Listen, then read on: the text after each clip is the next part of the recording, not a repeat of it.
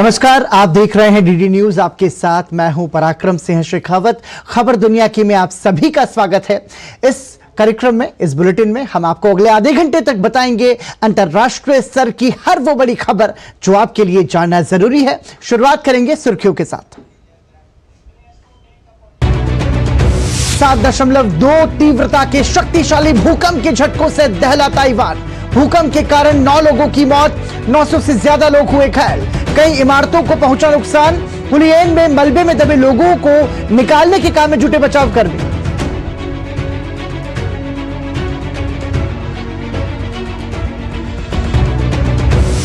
Gaza में गैर सरकारी संगठन के राहत कर्मियों पर हुए हमले पर दुनिया भर में आक्रोश। इजराइल के सहयोगी देशों ने मामले की जल्द जांच पूरी करने को कहा। पोप फ्रांसिस ने फिर से गाजा में की शांति की अपील।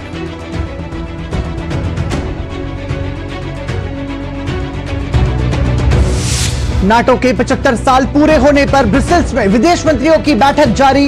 बैठक में यूक्रेन को 100 अरब यूरो की सहायता देने के प्रस्ताव पर चर्चा। रूस ने कहा, शीत युद्ध की मानसिकता में लौटा नाटो।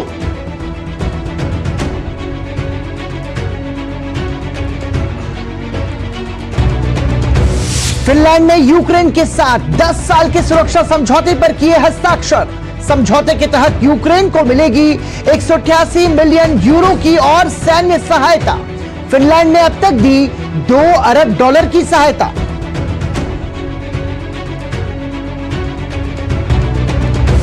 जिम्बाब्वे के राष्ट्रपति एमरसन मनांगाग्वा ने देश में जारी सूखे को राष्ट्रीय आपदा किया घोषित। कहा, भूख से जूझ रहे लोगों के लिए $2 से अधिक की सहायता की जरूरत।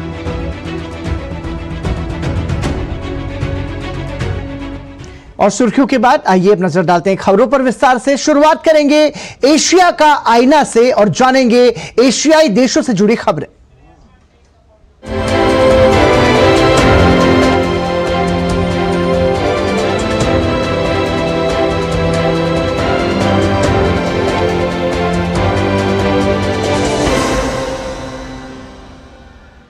ताइवान में तबाही का ऐसा मंजर सामने आया जिसने देखने वालों की रूह कपा दी। सैकड़ों लोग बेघर हो गए। अपने उजड़े आशियाने को देख लोग बेबस और दुखी नजर आए। भूकंप त्रासदी ने ताइवान के लोगों को कभी न भूलने वाला दर्द दिया है। बीते 25 सालों में अब तक के सबसे तेज भूकंप के झटकों से ताइवान में काफी नुकसान पहुंचा है। 7.2 तीव्रता के भूकंप के कारण 9 लोगों की जिंदगी काल के गाल में समा गई। वहीं 900 से ज्यादा लोग घायल बताए जा रहे हैं। मलबों के नीचे से लोगों को निकालने का काम जारी है। भूकंप के केंद्र हुलियन में राहत और बचाव कार्य युद्ध स्तर पर जारी है। दूर तक बिखरे मलबे में ये जिंदगी की तलाश का प्रयास है। बुधवार को ताइवान में आए भीषण भूकंप के बाद राहत और बचाव दल मलबे के नीचे दबे लोगों को खोजने में लगे हैं। हुलियन में आए 7.2 तीव्रता के इस भूकंप से न केवल इमारतें ध्वस्त हुईं, बल्कि ये आपदा कितने ही लोगों को लील गई। अब तक 9 लोगों की मौत की पुष्टि हो चुकी है, जबकि सैकड़ों घायल अस्पतालों में भर्ती हैं। पिछले 25 साल में ताइवान में भूकंप से होने वाली ये सबसे बड़ी तबाही है। बुधवार की सुबह 8 बजे के करीब जब धरती डोली तो ऊंची ऊंची इमारतें भर कर ढहती चली गईं। पूर्वी हुलियन का पहाड़ी क्षेत्र आपदा से सर्वाधिक प्रभावित हुआ है। शुक्र है कि ये आबादी ज्यादा घनी नहीं है। राहत और बचाव दल ध्वस्त इमारतों से लोगों को निकालने में युद्ध स्तर पर जुटे हुए हैं। अब तक लगभग 70 लोग मलबे से सुरक्षित निकाले जा चुके हैं। कुछ ऊंची इमारतें पूरी तरह क्षतिग्रस्त नहीं हुई, लेकिन उनका निचला हिस्सा टूट फूट गया है। ऐसे में ऊपरी मंजिल में फंसे बहुत से लोग आसानी से बाहर नहीं आ पा रहे हैं। इन इमारतों के आसपास बड़ी मशीनें और गाड़ियां लाना इसलिए खतरनाक है क्योंकि इससे इन इमारतों के पूरी तरह ढह जाने की आशंका है। राहत और बचाव दल सीढ़ियों की मदद से लोगों को निकालने का प्रयास कर रहे हैं। जब भी हमारी टीम चलती है तो इमारत अस्थिर हो जाती है और लोगों को बाहर निकालने से पहले उन्हें अपनी सुरक्षा सुनिश्चित करने के लिए कुछ पकड़ना पड़ता है। राहत और बचाव कार्यों की निगरानी ताइवान के नवनिर्वाचित राष्ट्रपति खुद कर रहे हैं। उन्होंने मलबे के नीचे दबे लोगों को सुरक्षित निकालना सर्वोच्च प्राथमिकता बताया। फिलहाल सर्वोच्च प्राथमिकता लोगों को बचाना है। हमें यह पता लगाने की जरूरत है कि कितने लोग अभी भी फंसे हुए हैं और जितनी जल्दी हो सके उन्हें बचाएं। घायलों को गुणवत्तापूर्ण उपचार दिया जाना जरूरी है।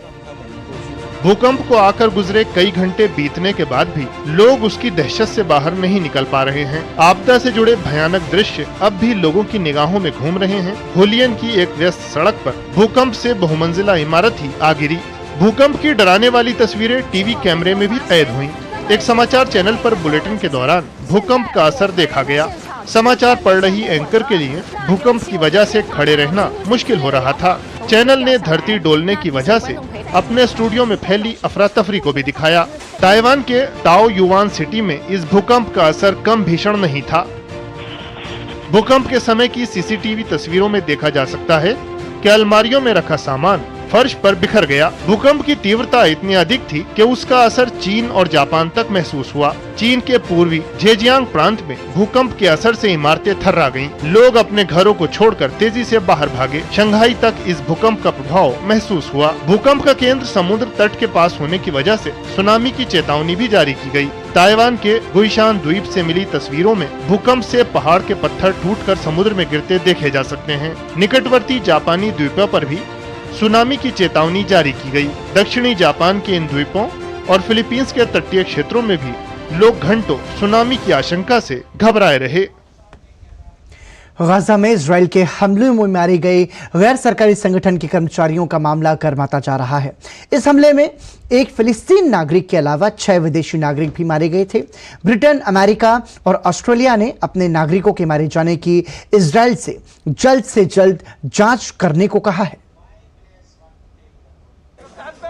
गाजा में इजरायली हवाई हमले में मारे गए वर्ल्ड सेंट्रल किचन के 7 सहायता कर्मियों की मौत के बाद दुनिया भर में आक्रोश बढ़ता जा रहा है। इजरायल को इस हमले के लिए दुनिया भर से कड़ी आलोचनाओं का सामना करना पड़ रहा है। गाजा में नाव की सहायता से मदद बांटने वाले एनजीओ वर्ल्ड सेंट्रल किचन पर हुए हमले में ब्रिटेन के 3 नागरिक, ऑस्ट्रेलिया, फलस्तीन, पोलैंड और अमेरिका और कनाडा की दोहरी नागरिकता वाले एक सहायता कर्मी शामिल थे। इन 7 सहायता कर्मियों की पहचान हो गई है। इस हमले को लेकर अमेरिकी राष्ट्रपति ने प्रभावित संगठन के संस्थापक जोस एंड्रस से भी बात की है और अपनी संवेदना व्यक्त की है। अमेरिका ने उम्मीद जताई है कि इजरायल इस मामले की तेजी से जांच करेगा। इजरायली प्रधानमंत्री बेंजामिन नेतन्याहू और इजरायली रक्षा बलों दोनों ने तेज और व्यापक तरीके से जांच करने का वादा किया है। हमें उम्मीद है कि उन निष्कर्षों को सार्वजनिक किया जाएगा और उचित जवाबदेही तय की जाएगी। इजरायल के कई प्रमुख सहयोगियों ने मौतों पर नाराजगी व्यक्त की है और हमले की स्वतंत्र जांच की मांग की है। इस हमले में ब्रिटेन के 3 नागरिक मारे गए। ये तीनों वर्ल्ड सेंट्रल किचन के सुरक्षा टीम में शामिल थे। नाटो के विदेश मंत्रियों की बैठक में शामिल होने के लिए ब्रसेल्स पहुंचे ब्रिटेन के विदेश मंत्री डेविड कैमरन ने इजरायल से इस हमले की जांच जल्द करने को कहा। हमें इन बहादुर सहायता कर्मियों की मौत पर शोक मनाना चाहिए। इसमें ब्रिटेन के 3 नागरिक शामिल थे। हम उनके परिवारों के प्रति संवेदना जताते हैं। इजरायली विदेश मंत्री के कल के जल्द और पारदर्शी जांच के बयान का स्वागत करते हैं और हम चाहते हैं कि इजरायल इस जांच को जल्द अंजाम दे। ऑस्ट्रेलिया के प्रधानमंत्री ने इस घटना पर इजरायल के प्रधानमंत्री बेंजामिन नेतन्याहू से बात की। उन्होंने हमलों में ऑस्ट्रेलिया के नागरिक जॉमी फ्रैंकॉम की मौत को पूरी तरह से अस्वीकार्य बताया। फ्रैंकॉम के पिता ऑस्ट्रेलियाई नागरिक थे तो वहीं उनकी माता भारत के मिजोरम राज्य की थी। जब मैंने प्रधानमंत्री नेतन्याहू से बात की तो मैंने पूर्ण जवाबदेही और पारदर्शिता के महत्व पर जोर दिया और प्रधानमंत्री नेतन्याहू ने इस बारे में पूरी पारदर्शिता बरतने की प्रतिबद्धता जताई है कि यह त्रासदी कैसे घटित हो सकती है। यहाँ जो कुछ हुआ उसकी गहन जांच की जरूरत है और प्रधानमंत्री नेतन्याहू जांच के लिए प्रतिबद्ध है। संयुक्त राष्ट्र महासचिव एंटोनियो गुतेरेस ने इस हमले को अनुचित बताया और कहा कि ये जिस तरह से हमले हो रहे हैं ये उसका ही परिणाम है। साथ ही उन्होंने तत्काल संघर्ष विराम की बात दोहराई। ये एक बार फिर तत्काल मानवीय संघर्ष विराम, सभी बंधकों की बिना शर्त रिहाई और गाजा में मानवीय सहायता के विस्तार की तत्काल जरूरतों को दिखाता है। सुरक्षा परिषद ने पिछले सप्ताह अपने प्रस्ताव में ये मांग की थी। इस प्रस्ताव को बिना किसी देरी के लागू किया जाना चाहिए। पोप फ्रांसिस ने गाजा और यूक्रेन में शांति के लिए फिर से अपील जारी की, जिसमें इजरायली हवाई हमले में सहायता कर्मियों की हत्या की निंदा की गई है। गाजा में सहायता कर्मियों पर हमला ऐसे वक्त में हुआ है जब वहां भुखमरी का संकट छाया हुआ है। संयुक्त राष्ट्र की हालिया रिपोर्ट में कहा गया है कि उत्तरी गाजा में अकाल का संकट जल्द आने वाला है। ऐसे में खाद्य सामग्री और राहत सामग्री पहुंचाने वाले गैर सरकारी संगठनों पर हमला ऐसे खतरों को और बढ़ाता है। 7 अक्टूबर से लेकर अब तक गाजा में करीब 200 राहत कर्मियों की मौत हो चुकी है। हालिया हमले को लेकर दुनिया भर में आक्रोश होना लाजमी है। और आइए बढ़ते हैं आगे, नजर डालते हैं यूरोप इन दिनों के जरिए यूरोपीय देशों से जुड़ी खबरों पर।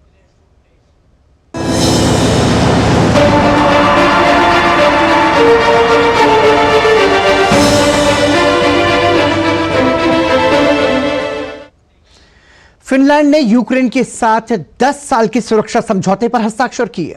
फिनलैंड के राष्ट्रपति अलेक्जेंडर स्टब ने कीव में यूक्रेन के राष्ट्रपति वोलोदिमीर ज़ेलेंस्की से मुलाकात के बाद कहा कि उसे अतिरिक्त 188 मिलियन यूरो की सैन्य सहायता भेजेगा। स्टब के कार्यालय ने कहा कि समझौते में 2 साल पुराने रूस के आक्रमण के खिलाफ यूक्रेन की रक्षा और सुरक्षा और यूक्रेनी सुधारों और पुनर्निर्माण सहित सुरक्षा सहयोग और दीर्घकालिक समर्थन शामिल है। एक बयान में कहा गया कि 10 साल का समझौता यूक्रेन को समर्थन देने के लिए फिनलैंड की दीर्घकालिक प्रतिबद्धता का प्रमाण है। यूक्रेन की राजधानी में ज़ेलेंस्की के साथ एक संयुक्त संवाददाता सम्मेलन में स्टब ने कहा कि फिनलैंड वायु रक्षा और भारी क्षमता वाले गोला बारूद सहित रक्षा सामग्रियों का एक और पैकेज भी प्रदान करेगा। उन्होंने कहा कि ताजा सहायता पैकेज 2022 से यूक्रेन की रक्षा में फिनलैंड के कुल योगदान को लगभग 2 अरब यूरो तक ले जाएगा। उत्तर अटलांटिक संधि संगठन यानी नाटो के विदेश मंत्रियों की 2 दिवसीय बैठक ब्रसेल्स में शुरू हुई। बैठक में यूक्रेन को लंबे समय तक के लिए सैन्य सहायता देने के साथ 100 अरब यूरो के 5 साल के फंड पर चर्चा प्रस्तावित है। बैठक में नाटो की 75वीं वर्षगांठ का जश्न भी मनाया जा रहा है। यूक्रेन और रूस के बीच चला रहा संघर्ष 769वें दिन में प्रवेश कर चुका है। रूस के खिलाफ यूक्रेन को लगातार सैन्य सहायता देने के मुद्दे पर नाटो के विदेश मंत्री ब्रसेल्स में एकजुट हुए हैं। नाटो यूक्रेन को अगले 5 साल के लिए 100 अरब यूरो के फंड पर विचार कर रहा है। बैठक में नाटो के सदस्य देशों के विदेश मंत्री यूक्रेन के लिए समर्थन को व्यवस्थित करने, इसे और अधिक शक्तिशाली और स्थायी बनाने के सबसे बेहतर तरीकों पर चर्चा करेंगे।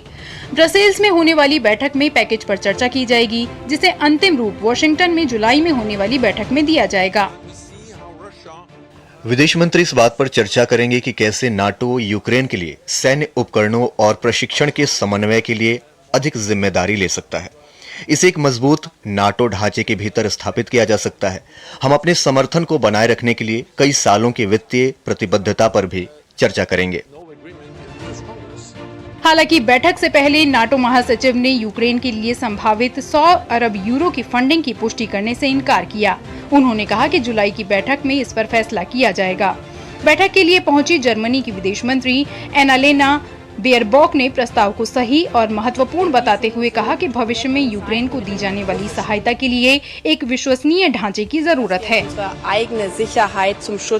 नाटो के विदेश मंत्रियों के रूप में 2 साल पहले हमने ब्रसेल्स में साफ कर दिया था कि एक रक्षा गठबंधन के रूप में हम यूरोप में अपनी सुरक्षा और अपनी स्वतंत्रता की रक्षा करेंगे और इसलिए यूक्रेन का समर्थन करेंगे। हमारे लिए हमारे पास जो कुछ भी है उसके साथ हमारे लिए ये जरूरी है कि जिस ढांचे को हमने अस्थायी तौर पर बनाया था उस ढांचे को विश्वसनीय और दीर्घकालिक रूप दें। आज की बैठक में इसकी तैयारी पर चर्चा कर रहे हैं। बैठक में पहुंचे लातविया के विदेश मंत्री क्रिस्जानिस कैरेंस ने 100 अरब यूरो के फंड प्रस्ताव का स्वागत किया। उन्होंने कहा कि हम कैसे अपने संसाधनों को एकजुट कर यूक्रेन को सहायता पहुंचा सकते हैं। लेकिन वहीं हंगरी ने नाटो महासचिव के प्रस्ताव के कुछ हिस्सों पर संशय जताते हुए ये संकेत दिए कि ये निर्णय आसान नहीं है। ब्रिटेन के विदेश मंत्री डेविड कैमरन ने कहा कि यूक्रेन को वो सब सहायता मिले जिसे उसकी जरूरत है। यह बिल्कुल जरूरी है कि ब्रिटेन और नाटो गठबंधन के अन्य देशों को हथियार मिले, गोला बारूद मिले और यूक्रेन को वह समर्थन मिले जिसकी उन्हें जरूरत है। हमारे लिए यह महत्वपूर्ण है कि यूक्रेन जीते और पुतिन हारे। यह सिर्फ उनकी रक्षा और उनकी सुरक्षा में निवेश नहीं है, यह हमारी रक्षा और हमारी सुरक्षा में निवेश है। यदि हम इस संघर्ष का सही परिणाम सुनिश्चित करेंगे तो हम ब्रिटेन में अधिक सुरक्षित रहेंगे। नाटो की तरफ से मिलने वाली सहायता के बीच यूक्रेन के विदेश मंत्री दिमित्रो कुलेबा ने कहा कि यूक्रेन के सहयोगी देश रूसी मिसाइल हमलों से बचने के लिए पर्याप्त हवाई सुरक्षा नहीं दे पा रहे हैं। उन्होंने कहा कि यूक्रेन के सहयोगियों के पास 100 से अधिक पैट्रियट सिस्टम हैं। हमारे सहयोगियों ने अलग अलग अपनी वायु रक्षा प्रणालियां मुहैया करवाई है। हम इसकी सराहना करते हैं, लेकिन युद्ध के पैमाने को देखते हुए ये बिल्कुल अपर्याप्त हैं। उनके पास 100 पैट्रियट प्रणालियां उपलब्ध हैं, लेकिन अब तक वे 5 से 7 और सिस्टम भी साझा करने को तैयार नहीं हैं। ब्रसेल्स में हो रही नाटो के विदेश मंत्रियों की बैठक में संगठन की 75वीं वर्षगांठ का जश्न मनाया जा रहा है। इस बीच रूस ने नाटो पर हमला बोला है। रूस के विदेश मंत्रालय की प्रवक्ता मारिया जारकोवा ने कहा कि रूस के साथ संबंधों के मामले में नाटो शीत युद्ध की मानसिकता में लौट आया है। साथ ही कहा कि नाटो गठबंधन का बहुध्रुवीय दुनिया में कोई स्थान नहीं है। रूस में पिछले महीने मॉस्को के पास एक कॉन्सर्ट हॉल पर हुए घातक हमले के बाद सेना में शामिल होने वालों की संख्या में बढ़ोतरी हुई है। सेना में शामिल होने के लिए अनुबंध पर पिछले 10 दिनों में 16,000 लोगों ने हस्ताक्षर किए हैं। रक्षा मंत्रालय ने एक बयान में कहा है कि वर्ष की शुरुआत से 1 लाख से अधिक लोगों ने सेना के साथ अनुबंध पर हस्ताक्षर किए हैं। मंत्रालय ने कहा कि सेना में शामिल होने के लिए साक्षात्कार के दौरान अधिकांश लोगों ने 22 मार्च को हुए हमले में मारे गए लोगों को बदला लेने की इच्छा जताई है। इस्लामिक स्टेट आतंकवादी समूह द्वारा किए गए हमले में क्रोकस सिटी हॉल कॉन्सर्ट स्थल पर सामूहिक गोलीबारी में कम से कम 144 लोग मारे गए थे। हालांकि रूस ने कहा है कि हमलावर यूक्रेन से जुड़े थे, जिसे यूक्रेन ने बार बार नकारा है। साथ ही अमेरिका ने इसे बकवास बताते हुए खारिज किया। नॉर्वे की संसद को 2 बार बम की धमकियां मिलने के बाद बंद कर दिया गया। पुलिस के अनुसार नॉर्वे की संसद को कल एक धमकी भरा ईमेल मिला था, जिसे फर्जी माना गया। इसके बाद आज फिर एक नई धमकी मिली। स्टोर्टिंग यानी नॉर्वे की संसद के आसपास के इलाकों की घेराबंदी कर दी गई है। इस इलाके की तलाशी ली गई। नॉर्वे की संसद के आसपास के इलाकों में यातायात को रोक दिया गया, जिससे सार्वजनिक परिवहन प्रभावित हुआ। संसद के सभी सदस्यों को एसएमएस के जरिए धमकी की जानकारी दी गई। और आइए बढ़ते हैं आगे। अमेरिकाना सेगमेंट के जरिए नजर डालते हैं अमेरिकी देशों से जुड़ी खबरों पर।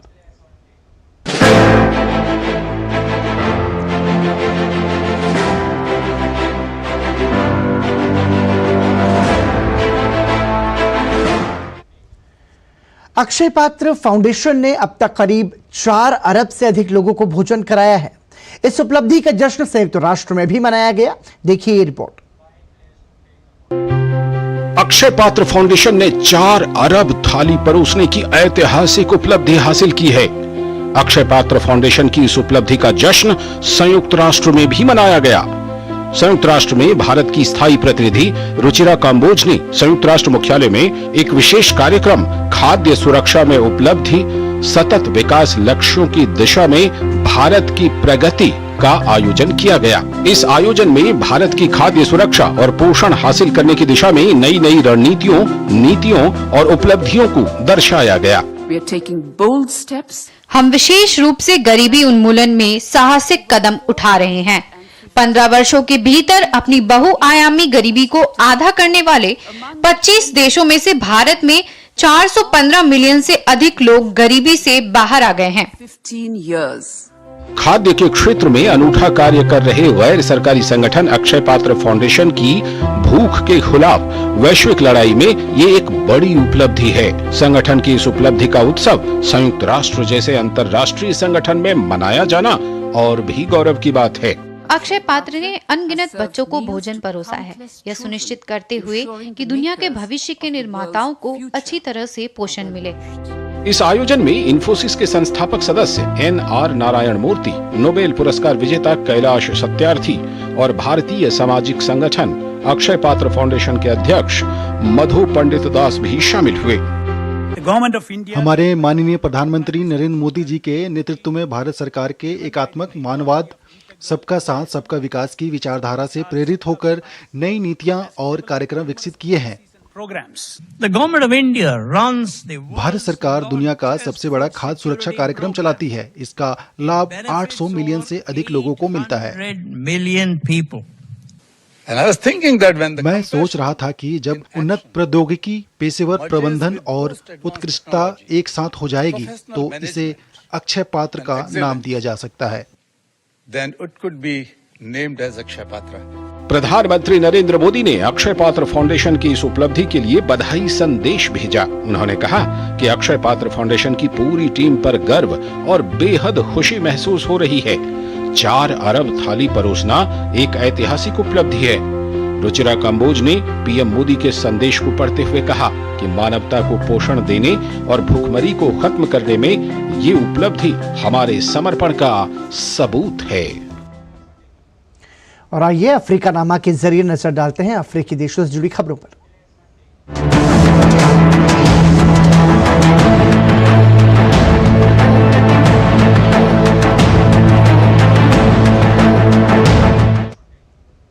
जिम्बाब्वे के राष्ट्रपति एमरसन मनांगाग्वा ने सूखे को राष्ट्रीय आपदा घोषित किया। उन्होंने कहा कि देश में भूखमरी का सामना कर रहे लोगों की मदद के लिए $2 अरब की सहायता की जरूरत है। अल नीनो के कारण अफ्रीका के दक्षिणी हिस्से में सूखे की स्थिति बनी हुई है। जिम्बाब्वे के राष्ट्रपति ने एक प्रेस वार्ता के दौरान सूखे को देशव्यापी आपदा घोषित किया।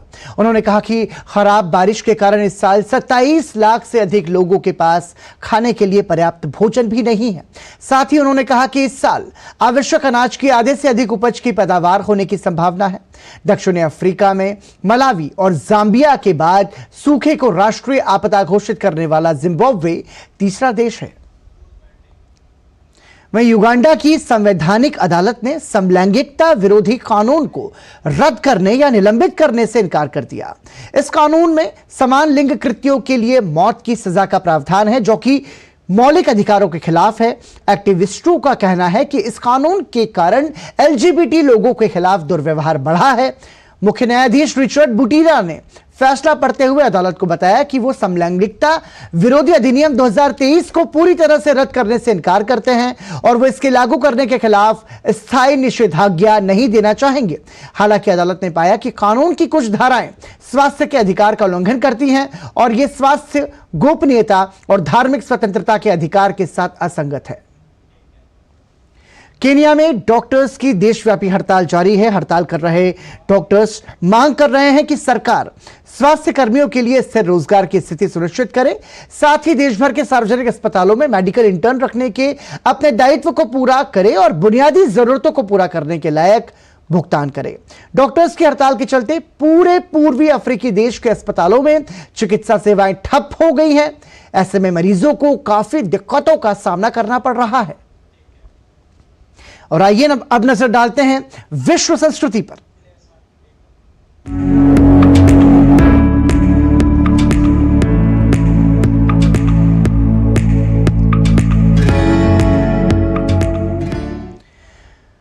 बेल्जियम की रॉड पपेट्री और ब्रुसेल्स स्थित ग्रैंड पैलेस के सामने बनने वाले फ्लावर कारपेट को यूनेस्को की अमृत सांस्कृतिक विरासत सूची में शामिल किया जाएगा। इसकी तैयारियां अंतिम चरण में हैं। आप इस रिपोर्ट का आनंद लीजिए और इसी के साथ हमें इजाजत दीजिए, लेकिन देखते रहिए डीडी न्यूज। नमस्कार। बेल्जियम की राजधानी ब्रसेल्स में 3 मस्केटियर्स का मंचन देखने के लिए लोग जुटे हैं। इस प्रख्यात और रोमांचकारी नाटक की प्रस्तुति रॉड पपेट्री के जरिए हो रही है।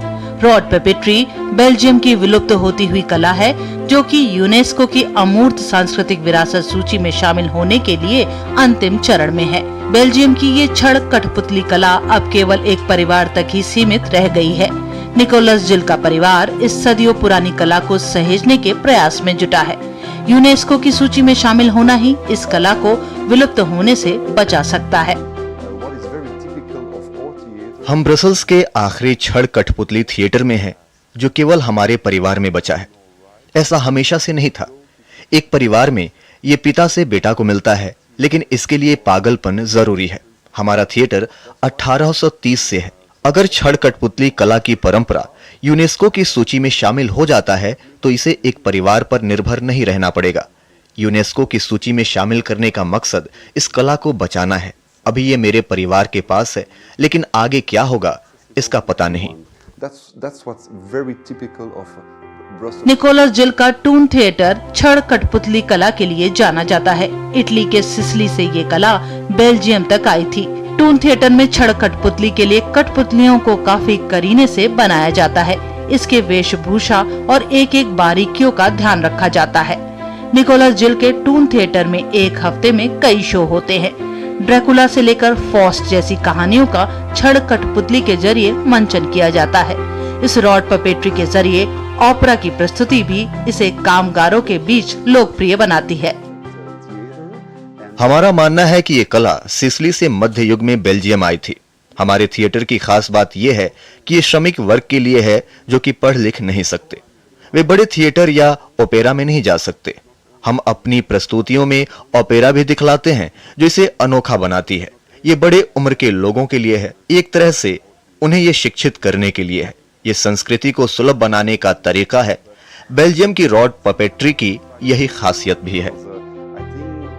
ब्रसेल्स में टून थिएटर से कुछ दूरी पर स्थित ग्रैंड पैलेस के सामने 2 साल में एक बार फ्लावर कारपेट बनाया जाता है। फूलों की इस दरी को बनाने के लिए लाखों बेगोनिया और डहलिया के फूल लगते हैं। इसे भूमध्य सागरीय देशों में 14वीं सदी के दौरान बनाया जाता था। ब्रसेल्स में इस परंपरा को 50 साल से निभाया जा रहा है। बेल्जियम की राजधानी के मुख्य चौराहे पर लगने वाले फ्लावर कारपेट को देखने के लिए हर बार करीब 2 लाख लोग आते हैं। ये फ्लावर कारपेट भी यूनेस्को की सूची में शामिल होने के लिए तैयार है। ब्रुसेल्स ने यूनेस्को अमूर्त सांस्कृतिक विरासत के रूप में मान्यता प्राप्त करने के लिए 2 आवेदन प्रस्तुत किए। इनमें से डोइजो राड पॉपेट थिएटर टून के बारे में है और दूसरा ग्रैंड प्लेस पर फ्लावर कारपेट के बारे में है। और ये 2 परंपराएं हमारी पहचान के 2 हिस्से हैं जिन पर हमें बहुत गर्व है। ग्रैंड पैलेस के सामने फ्लावर कारपेट को 2 साल बाद इस साल अगस्त में बनाया जाएगा, जिसे देखने हजारों की संख्या में लोग जुटेंगे। वहीं 1960 से चला आ रहा टून थिएटर विलुप्त होने की कगार पर है। यूनेस्को की अमूर्त सांस्कृतिक विरासत सूची में शामिल होने के बाद ये दोनों ऐतिहासिक परंपराएं अपने आप को संरक्षित कर पाएंगी।